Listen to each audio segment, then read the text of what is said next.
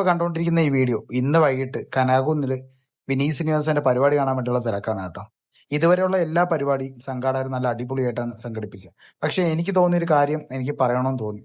അതുകൊണ്ട് മാത്രമാണ് ഈ വീഡിയോ ഇന്ന് ഇവിടെ പോസ്റ്റ് ചെയ്യുന്നത് കേട്ടോ. ഇത്രയും ആൾത്തിരക്കിന്റെ ഇടയിൽ ഒരാളായിട്ട് ഞാനും ഉണ്ടായിരുന്നു. അതുകൊണ്ടാണ് എനിക്ക് ഈ അനുഭവം ഇവിടെ പോസ്റ്റ് ചെയ്യേണ്ടി വന്നത് തന്നെ. ഇതിന്റെ സംഘാടകർ ആരെങ്കിലും ഈ വീഡിയോ കാണുന്നുണ്ടെങ്കിൽ നിങ്ങൾ ഒരു കാര്യം മനസ്സിലാക്കേണ്ടത്, നിങ്ങൾ ഇങ്ങനെ ഒരു പരിപാടി സംഘടിപ്പിക്കുന്നുണ്ടെങ്കിൽ ദയവ് ചെയ്ത് ഒന്നിൽ ഇത് പാസ് വെച്ച് നടത്തണം. ഇല്ലെങ്കിൽ അവിടെ വരുന്ന എല്ലാവർക്കും ഇത് കാണാൻ പറ്റുന്ന രീതിയിൽ നിങ്ങൾ സംഘടിപ്പിക്കേണ്ടതാണ് കേട്ടോ.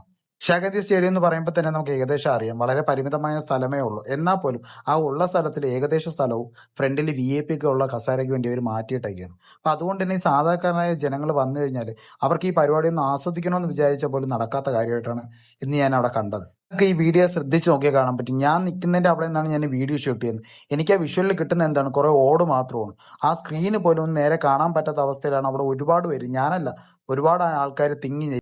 ഇതിന്റെ സംഘാടകർ ഒരു കാര്യം മനസ്സിലാക്കേണ്ടത്, ഇവിടെ വരുന്ന എല്ലാവരും ഈ പരിപാടി എൻജോയ് ചെയ്യണം എന്ന ലക്ഷ്യത്തോടു കൂടി മാത്രം വരുന്നവരാണ് കേട്ടോ. അല്ലാതെ ഫ്രണ്ടിൽ ഇരിക്കുന്നവർക്ക് മാത്രം എൻജോയ് ചെയ്യണമെന്നുള്ളതല്ല ഈ പരിപാടി.